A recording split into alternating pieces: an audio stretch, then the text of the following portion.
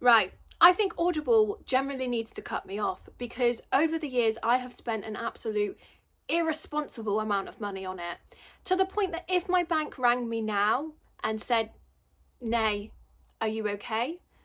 I'd probably have to say, no. Apparently my favourite pastime is now listening to fictional psychopaths whisper absolute filth in my ears while doing the most mundane things in the day. There is nothing quite like trying to decide between Hovis and Warburtons in the middle of Tesco's while you have a morally grey man whisper, "You're mine," directly into your ear canal.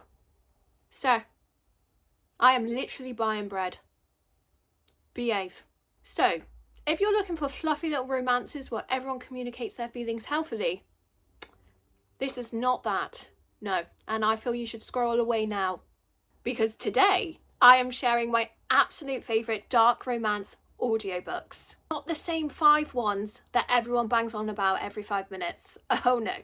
These are the ones that had me sat in my car outside until it got dark saying one more chapter that my neighbours generally thought I'd had an argument with my husband. So let's get into them.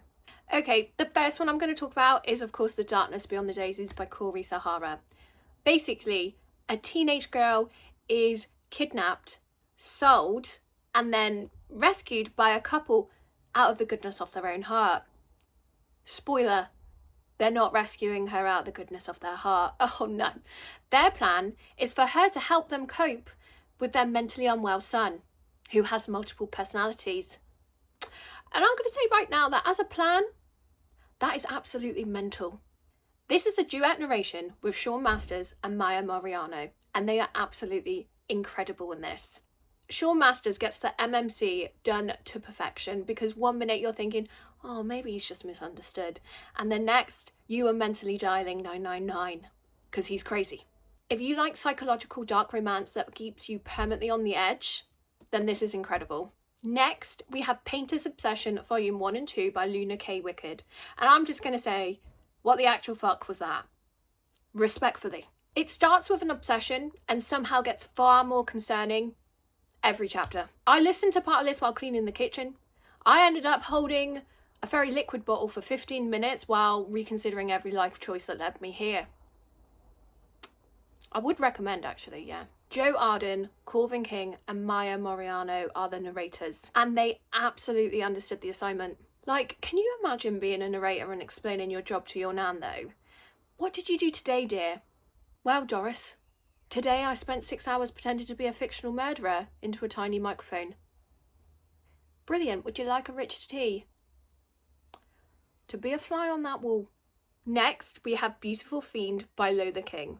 And if you already follow me on TikTok, then you knew this was going to be in here. I'm going to say it now. Caden needs therapy. Not a girlfriend. Therapy. Although, to be fair, half the men in dark romance don't need a girlfriend. They need an NHS mental health referral.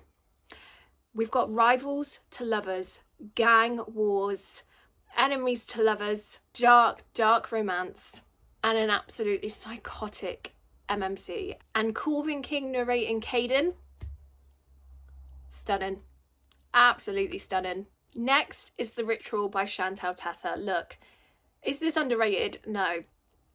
Probably everyone recommends this. But there is a reason, okay? Because it is amazing. Secret societies, cult-like vibes, dark romance, disproportionate power relationship dynamics.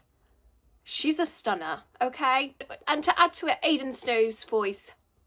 That's it. That's the review. Honestly, if that man narrated my Tesco's food shop list, I would be riveted. I'd listen to the whole thing. And lastly, we have Soul in Ruins by Jacqueline White. Is this dark romance? Well, technically, no, it's dark fantasy romance, but dark romance is in there. So this is dark fantasy romance done right. The narration is incredible. The world building is incredible. It had me saying just one more chapter at 11:30 on a school night. Future Nay was absolutely raging at present Nay, but it was bloody worth it. So apparently my standards are now entirely fictional. If you've got a dark romance audiobook that absolutely ruined your life, please leave it in my comments, because clearly I don't value my own mental well-being.